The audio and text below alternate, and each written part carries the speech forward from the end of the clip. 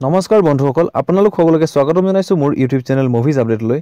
বন্ধুসকল আজিৰ ভিডিঅ'টোত মই আপোনালোকৰ বাবে লৈ আহিছো হলিউড সিনেমা জগতৰ 10খন বিশেষ এডভেঞ্চাৰ ফ্যান্টাসি মুভিৰ নাম আৰু সেইবোৰৰ কাহিনীৰ কিছু চমু আভাস তেনে বলক পলম নকৰি আজি টপ 10 কাউণ্টডাউন আৰম্ভ কৰো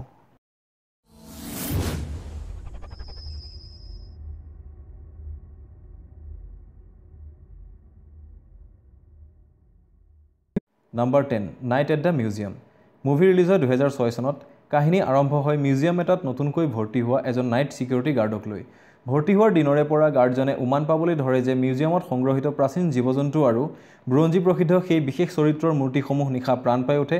আৰু মিউজিয়ামৰ ভিতৰত চলাচল কৰিবলৈ ধৰে আগলৈ সিনেমাখনত গাৰ্ডজনে কিদৰে এই সকলোবোৰৰ ভিতৰত সোমাই পৰে আৰু সকলোবোৰ কিদৰে নিয়ন্ত্ৰণ কৰে তাকে দেখুওৱা হৈছে সিনেমাখনত যথেষ্ট কৌতূহল ৰহস্য আৰু আমোদজনক ঘটনাৰে ভৰি আছে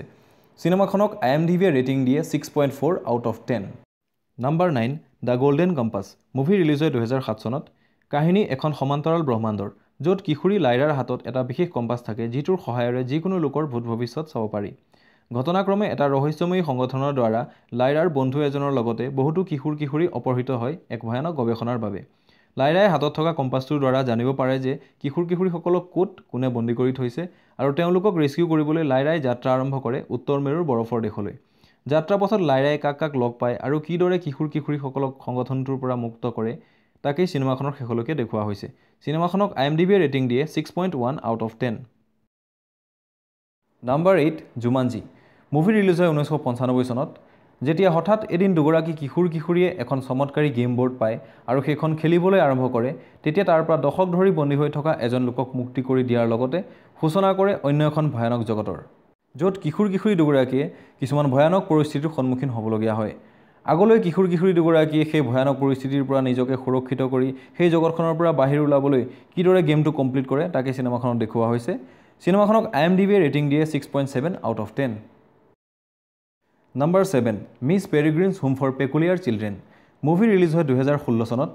কাহিনী আৰম্ভ হয় জেক নামৰ কিশোৰ এজনৰ পৰা এদিন ককাদেউতাকৰ কথা শুনি জেক এটা নিৰ্জন দ্বীপলৈ যাবলগীয়া হয় কিছুমান বিশেষ অনাথ শিশুক কিছুমান শক্তিশালী ডেমনৰ কবলৰ পৰা বচাবলৈ আগলৈ সিনেমাখনত জেকে কিদৰে নিজৰ সুপাৰনেচাৰেল পাৱাৰ ব্যৱহাৰ কৰি ডেমনৰ কবলৰ পৰা শিশুবোৰক সুৰক্ষিত কৰে তাকে দেখুওৱা হৈছে সিনেমাখন বেছড হয় এডভেঞ্চাৰ থ্ৰিলাৰ ফ্যান্টাসি কেটেগৰীৰ ওপৰত সমান্তৰালভাৱে সিনেমাখনত এক সুন্দৰ প্ৰেম কাহিনীও দেখিবলৈ পোৱা যায়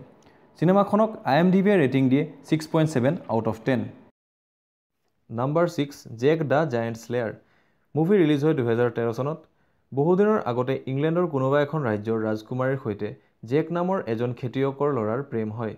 এদিন সেই ৰাজকুমাৰীক কিছুমান বৃহৎ আকাৰৰ দানৱৰ দলে বন্দী কৰে সিনেমাখনত শেষলৈ জেকে কিদৰে ৰাজকুমাৰীক দানৱৰ কবলৰ পৰা ৰক্ষা কৰে তাকে দেখুওৱা হৈছে ৰাজকুমাৰীক বন্দী কৰা সেই বৃহৎ আকাৰৰ দানৱবোৰ ক'ৰ পৰা আৰু কেনেকৈ আহে সেয়া সিনেমাখনত এক ইন্টাৰেষ্টিং কাহিনী হিচাপে দেখিবলৈ পোৱা যায় সিনেমাখনক IMDb ৰেটিং দিয়ে 6.3 out of 10 Number 5 The Chronicles of Narnia movie release হয় 2005 চনত মুভি বেছড হয় এডভেঞ্চাৰ ফেমিলি ফ্যান্টাসি কেটেগৰীৰ ওপৰত লুচি নামৰ সৰু ছোৱালী এজনীয়ে এদিন ককায়েক বায়েকহঁতৰ লগত লুকাভাকু খেলিবলৈ আলমাৰী এটাৰ ভিতৰত সোমায় অৱশ্যে আলমাৰীটো নাৰ্নিয়া নামৰ অন্য এখন জগতলৈ যোৱাৰ দৰজাহে আছিল সেই কথা লুচিয়ে গম পাই ককায়েক বায়েকহঁতক কয় আৰু এদিন সকলোৱে সেই জগতলৈ আলমাৰীটোৰ ভিতৰৰে ৰাওনা হয় নাৰ্নিয়াৰ জীৱ-জন্তুবোৰেও কথা কয় আৰু সেই মৰ্মে লুচিহঁতে গম পায় যে এগৰাকী হোৱাইট উইচৰ অভিশাপত অভিশপ্ত নাৰ্নিয়া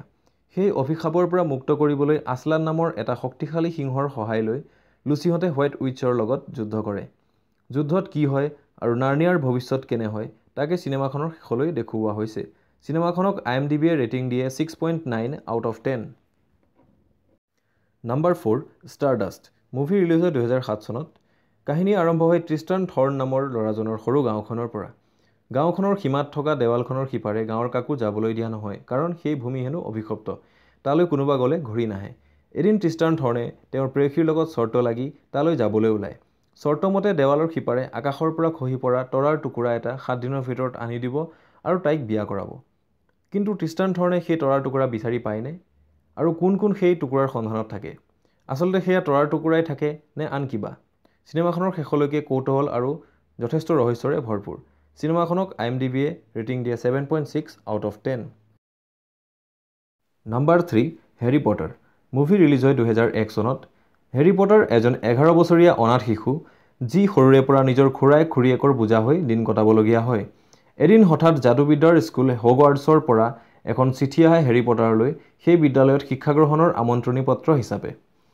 হেৰি যাদুবিদ্যা শিকাৰ বাবে সেই বিদ্যালয়লৈ গুচি যায়। হগৱাৰ্টছত পদাৰ্পণ কৰাৰ লগে লগে হেৰিয়ে অনুভৱ কৰে যে তেওঁ কোনো সাধাৰণ ল'ৰা নহয়। তেওঁৰ জন্ম আৰু মাক দেউতাকৰ মৃত্যু এক ডাঙৰ ৰহস্য। সেই ৰহস্য ভেদ কৰিবলৈ হেৰিয়ে বহু চেষ্টা কৰে আৰু বহু ভয়ানক বিপদৰ সন্মুখীন হ'বলগীয়া হয়। হেৰিৰ পিছত কি এনে শক্তি লাগি থাকে যিয়ে হেৰিক সদায় বিপদত পেলায়। আগলৈ চিনেমাখনত তাকে দেখুওৱা হৈছে। চিনেমাখনক IMDb ৰেটিং দিয়ে 7.6 আউট অফ 10।